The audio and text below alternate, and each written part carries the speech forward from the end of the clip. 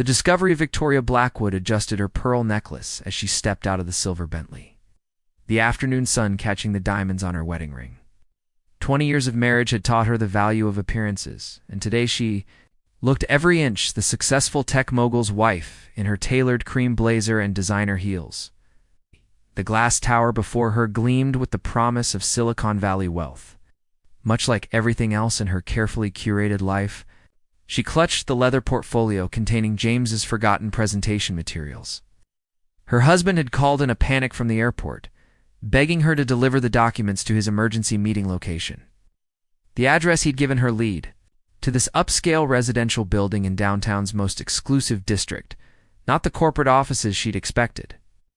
The doorman recognized the Blackwood name immediately, his practiced smile widening as he directed her to the penthouse elevator. Victoria found this odd but said nothing. James had always been secretive about his business dealings, claiming it protected their family from corporate espionage. She'd learned to trust his judgment even when it meant living with questions. The elevator climbed silently to the 47th floor, opening directly into a private foyer. Victoria's breath caught as she stepped into the apartment. Floor-to-ceiling windows offered a breathtaking view of the bay. While modern art adorned walls she'd never seen before, the space was elegant yet intimate, furnished with pieces that somehow felt more personal than their mansions professionally. Decorated rooms, familiar cologne, lingered in the air. James's signature scent mixed with something else, something floral and distinctly feminine. Victoria's trained eye swept the living room, cataloging details with the precision that had made her a successful event planner before marriage. Fresh orchids on the coffee table, to wine glasses in the sink, a woman's silk scarf draped over the back of a chair. Her heart hammered as she moved deeper into the apartment, the portfolio forgotten in her trembling hands. In the bedroom, she found evidence that shattered her world, framed photographs of James with a stunning younger woman, their faces close and intimate, love letters in his handwriting promising forever to someone named Delphine. A jewelry box containing pieces Victoria had never seen, clearly expensive gifts from her husband's generous heart. The bathroom held more devastating truths, designer cosmetics that weren't hers. A second toothbrush, birth control pills prescribed to Delphine Laurent. Victoria sank onto the bed, surrounded by the debris of her marriage. 20 years of shared dreams, of building an empire together, of trusting completely. The presentation materials scattered across the silk comforter as her carefully maintained composure finally cracked. But as the initial shock faded, something else emerged from the wreckage of her heart. Not just pain, but a cold, calculating fury. Victoria had built her reputation on flawless execution and attention to detail. She'd organized charity galas for hundreds, managed million-dollar budgets, and coordinated events that required military precision. Now she would plan the most important event of her life, her husband's comeuppance. Standing slowly, Victoria gathered the scattered papers and smoothed her blazer. She walked through the apartment once more, memorizing every detail, every piece of evidence. Her phone buzzed with a text from James asking if she'd delivered the materials successfully. Delivered, she replied simply, her fingers steady as she typed. She left the portfolio on the kitchen counter and walked away from the apartment that had housed her husband's lies. But Victoria Blackwood wasn't walking away in defeat. She was walking toward victory, her mind already spinning with possibilities. The war had begun, and James had no idea what was coming. The investigation Marcus Chen had seen enough cheating spouses to recognize the signs before his potential client even sat down. The woman who entered his modest office carried herself with the rigid composure of someone holding back a storm. Her designer handbag and flawless makeup couldn't hide the exhaustion in her eyes or the slight tremor in her manicured hands. "Mrs. Blackwood," he said, gesturing to the chair across from his desk. "What can I do for you?" Victoria placed a thick envelope on his desk without preamble. "I need you to investigate my husband, discreetly, thoroughly. Money is no object." Marcus had built his reputation on handling high-profile cases with absolute confidentiality. Silicon Valley's elite trusted him because he delivered results without drama or publicity. But something about Victoria's controlled fury made him proceed. Carefully, "What exactly are you looking for?" he asked, though he already suspected the answer. Everything, she replied simply. I know about the affair. I know about the apartment. I need to know how deep this goes, how long it's been happening, and most importantly, I need legal ammunition. The next 2 weeks, Marcus threw himself into the investigation with professional thoroughness. James Blackwood's digital footprint revealed a man living 2 separate lives with startling efficiency. Credit card statements showed a pattern of expensive purchases that never made it home. Jewelry from Tiffany, weekend trips to Napa, dinners at restaurants Victoria had never visited. The breakthrough came when Marcus followed James to an art gallery opening in the Mission District. Through his telephoto lens, he watched James embrace a striking brunette with the easy intimacy of established lovers. The woman was elegant and sophisticated, probably in her late 20s. With the kind of effortless style that came from good breeding and better taste, Delphine Laurent, he learned from the gallery's promotional materials, was the owner and curator. Further investigation revealed she'd opened the gallery 2 years ago, the substantial, anonymous investment exactly. When James's unusual spending patterns had begun, Marcus spent hours parked outside the gallery, documenting James's visits, always during business hours, always when Victoria thought he was in meetings. He photographed them, sharing coffee at sidewalk cafes, walking hand in hand through Golden Gate Park, entering her apartment building together on Tuesday afternoons. The financial trail painted an even more damaging picture.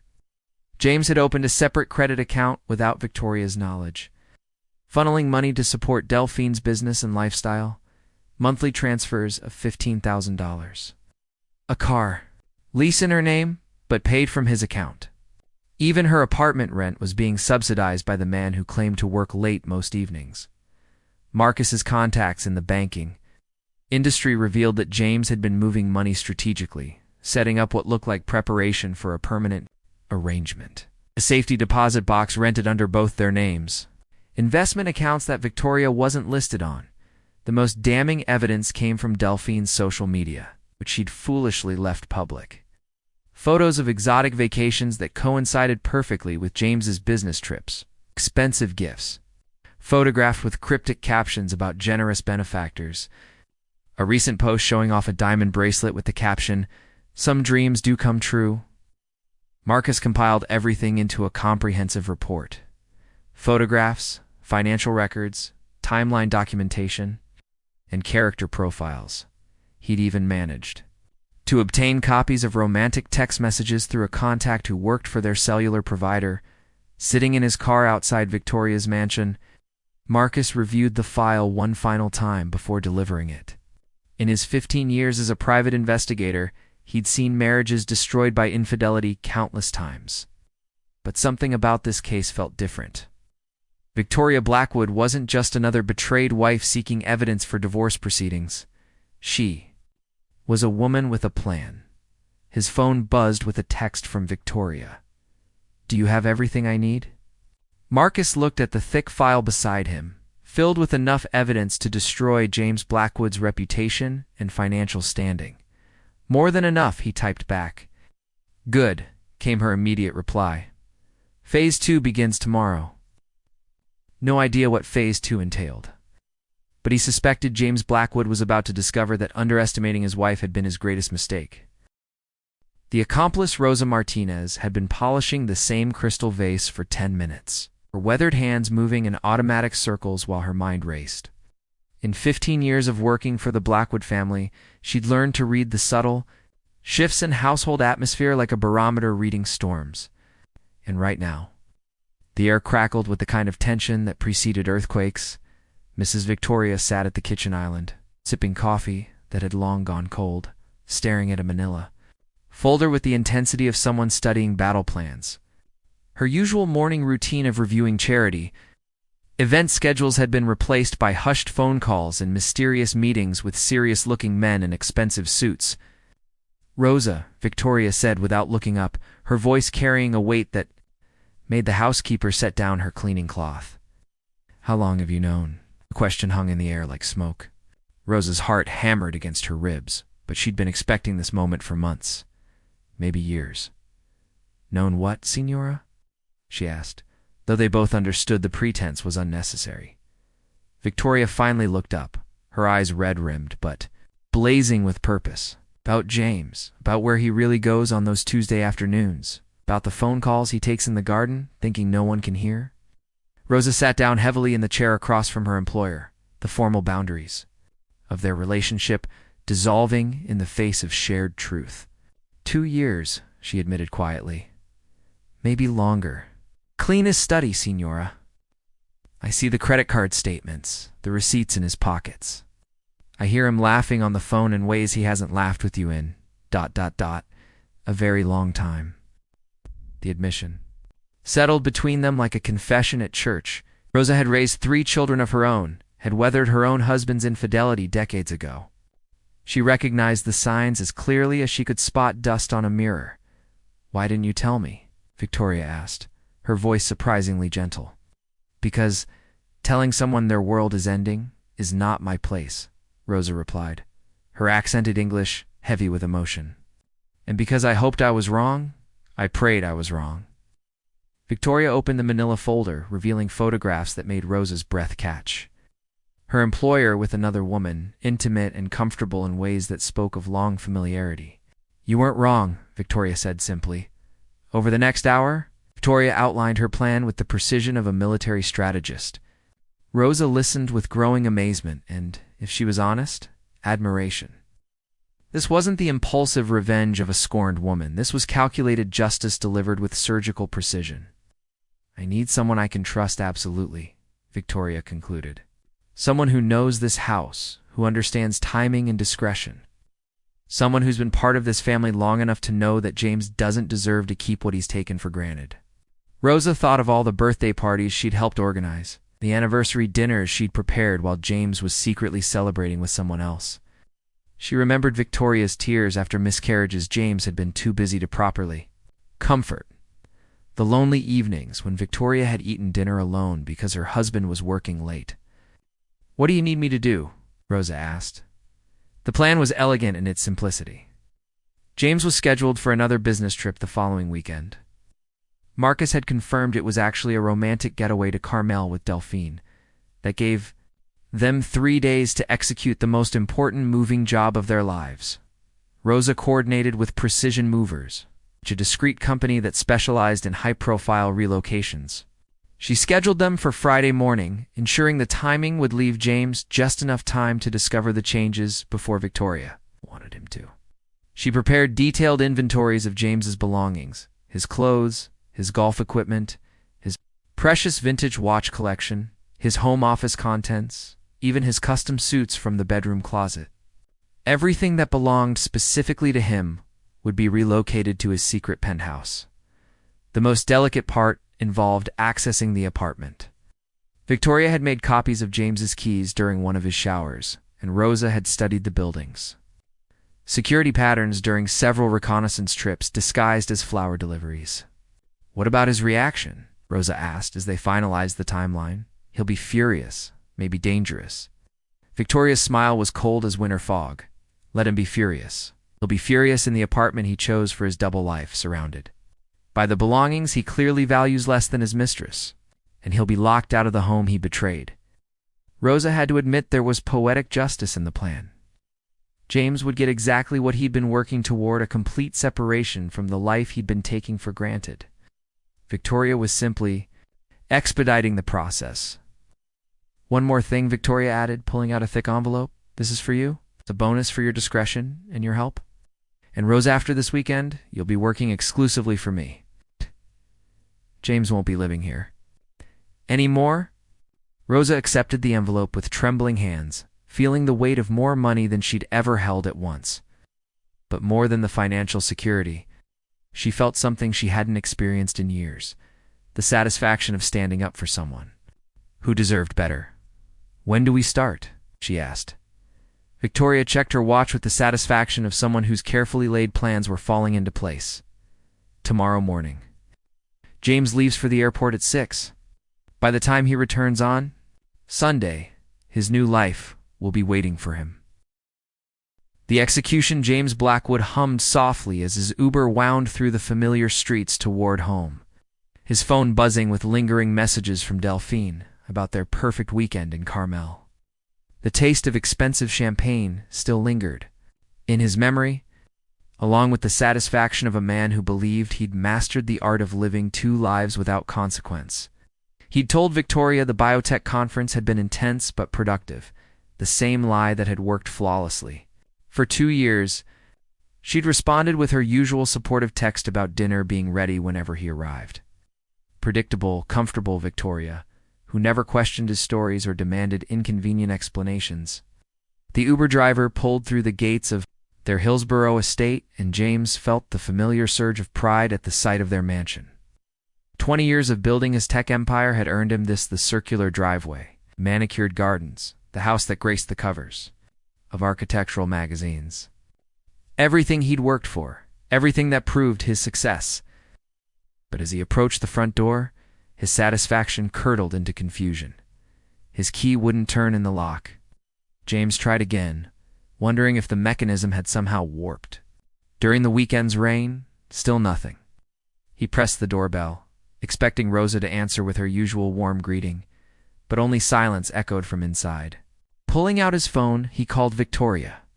"Honey, I'm at the front door, but my key isn't working."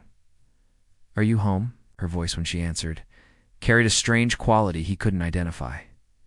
"James, you're back early." "It's exactly when I said I'd be back. Can you let me in?" "Something's wrong with the lock." A pause that stretched uncomfortably long. "Nothing's wrong with the lock, James. I had it changed." The words hit him like cold water. "Changed? Why would you, Victoria? What's going on?" "Check your penthouse apartment," she said simply. "Everything you need is there." The line went dead. James stared at his phone, his mind struggling to process what he'd just heard. A penthouse apartment. She couldn't possibly know about that. He'd been so careful, so methodical in maintaining the separation between his two worlds. With growing dread, he called another Uber and gave the driver the downtown address he'd memorized but never spoken aloud to anyone in his regular life. During the 20-minute ride, his mind raced through possibilities. Maybe Victoria had hired someone to follow him. Maybe Delphine had posted something foolish on social media. Maybe Rosa had seen something and misunderstood. But as the elevator carried him to the 47th floor, James knew with sinking certainty that this wasn't a misunderstanding. The penthouse door opened to reveal a nightmare version of his secret sanctuary. His clothes hung in the closet, not just the few items he'd kept there for convenience, but everything from his home wardrobe. His golf clubs stood in the corner, where Delphine's easel used to be. His vintage watch collection gleamed from the dresser in their custom display cases. The kitchen counter held stacks of his business documents, his laptop, even his collection of first edition books.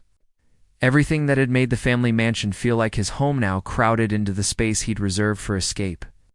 On the coffee table sat a cream-colored envelope with his name written in Victoria's precise handwriting. Inside, her words were as carefully chosen as everything else she did. Asterisk James. Since you've clearly been preparing for a life separate from our marriage, I've decided to help you complete that transition. Everything that belongs to you personally is now in the apartment you chose for your private affairs. I know about Delphine Laurent. I know about the money you've been funneling to support her gallery and lifestyle.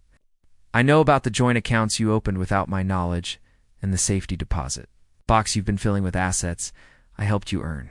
20 years of marriage deserved better than lies and deception.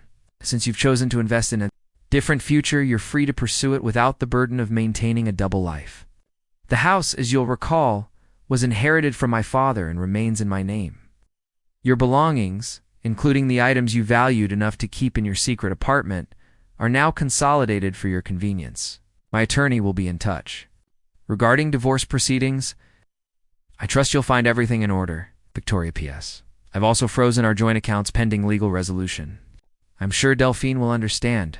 Asterisk James sank onto the couch that had once represented freedom and escape, now feeling like a trap closing around him. The apartment seemed smaller somehow, cluttered with the life he'd been trying to escape rather than the one he'd been trying to build. His phone buzzed with a text from Delphine.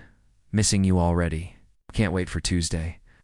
For the first time in 2 years, James realized he had no idea how he was going to pay for Tuesday, or anything else for that matter. Victoria had outmaneuvered him completely, and he was only beginning to understand the full scope of his defeat. Outside the floor-to-ceiling windows. The city sparkled with lights that suddenly seemed less like opportunities and more like distant, unreachable dreams. James Blackwood, master of strategic planning and calculated risks, had been beaten at his own game by the woman he'd underestimated most completely, his wife. The reckoning Delphine Laurent was arranging a new sculpture installation when James burst through the gallery doors like a man fleeing a fire. His usually immaculate appearance was disheveled, his expensive shirt wrinkled, his silver hair mussed, and his face carrying the hollow look of someone who'd just watched their world collapse. "James?" She set down the bronze piece carefully, her trained eye noting the way his hands shook as he approached. "What's wrong? You look terrible." "Knows," he said simply, the two words carrying the weight of a confession. "Victoria knows everything." Delphine felt her stomach drop, though some part of her had always known this moment would come. 2 years of stolen afternoons and secret weekends had felt too perfect to last forever. She'd occasionally wondered what would happen when their carefully constructed fantasy met reality. But she'd pushed those thoughts aside in favor of living in the beautiful present James provided. "How much does she know?" Delphine asked, guiding him to the small seating area where she usually discussed purchases with serious collectors. James pulled out his phone and showed her a text message that made her blood run cold. "Mr. Blackwood, this is Victoria's attorney. Please contact our office immediately regarding the dissolution of your marriage and the recovery of marital assets used to fund extramarital activities." The clinical language couldn't disguise the threat beneath. Delphine had built her gallery with James's generous investments, had furnished her apartment with his gifts, had traveled to art fairs across Europe with his credit cards. Now she understood that none of it had ever really been hers. "James, sit down," she said, her voice steady despite the panic rising in her chest. "Tell me everything." As he recounted the events of the past 24 hours, the changed locks, the moved belongings, the frozen accounts, Delphine found herself seeing their relationship from Victoria's perspective for the first time. The wife who'd been systematically betrayed while unknowingly funding her husband's affair. The woman who'd built a life with someone who was secretly building another life entirely. "What does this mean for us?" she asked, though she already suspected the answer. James looked at her with the desperation of a drowning man. "We can figure this out. I have some personal accounts she can't touch. We can, James." Delphine interrupted gently, her decision crystallizing as she spoke. "Look around you." He followed her gaze across the gallery that had been her dream made manifest. The carefully curated pieces, the elegant lighting, the reputation she'd built. Among the city's cultural elite, all of it funded by money that had never legitimately belonged to the man she'd fallen in love with. "I built this place believing in your support," she continued, her voice gaining strength. "But I built it with another woman's money. Every painting on these walls, every sculpture, every promotional event, it was all paid for by someone who didn't even know I existed." James reached for her hand, but she pulled away gently. "We can start over," he pleaded. "I'll find another way to what? To support me the same way you've been doing." Delphine shook her head. "James, I'm 29 years old. I have my whole life ahead of me. But I can't build it on the foundation of someone else's marriage." The truth was more complicated than she could explain to him in that moment. Had genuinely cared for James, had enjoyed their time together, had even entertained fantasies about a future where they didn't have to hide. But she'd also known, deep in her heart, that a man who could deceive his wife so thoroughly could just as easily deceive her. Victoria's surgical revenge had revealed something Delphine hadn't wanted to acknowledge. She'd been dating a lie. A generous, successful man who swept her away on romantic weekends was built on the foundation of theft and betrayal. The real James was the one sitting before her now desperate, was defeated and suddenly unable to provide the lifestyle that had defined their relationship. "I need you to leave," she said quietly, standing and walking toward the gallery's entrance. "Delphine, please, James." Her voice carried the authority she'd learned from years of managing difficult clients and delicate negotiations. "Victoria!" Blackwood outplayed both of us. She's going to take back everything you stole from your marriage to fund our affair. Now it includes this gallery, my apartment, probably my car. I need to figure out how to rebuild my life, and I can't do that while you're still trying to convince me to help you hide from the consequences of your choices." James stood slowly, looking older than she'd ever seen him. What about us? What we had? Delphine considered the question seriously. What they'd had was beautiful in its way-stolen moments of passion and intimacy, the thrill of being chosen by someone powerful and successful. But it had also been built on deception and betrayal, funded by money that belonged to someone else. "What we had was never really ours," she said finally. "It belonged to your wife's marriage, to her trust, to her money. Now she's taking it back." James left. Delphine sat alone in her gallery as the afternoon light faded through the windows. Her phone showed 17 missed calls from creditors and business, partners who'd somehow already learned about James's frozen accounts.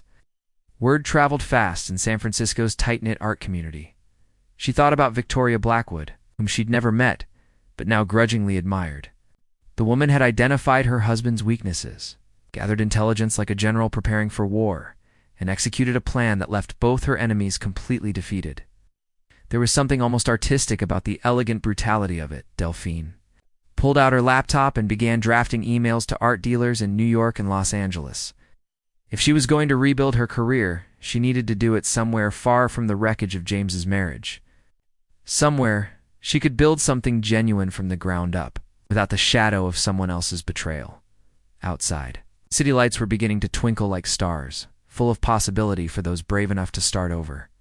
Delphine Laurent closed her laptop and locked the gallery doors behind her, walking toward whatever came next with the hard-won wisdom that some prices are too high to pay, no matter how beautiful the fantasy they purchase.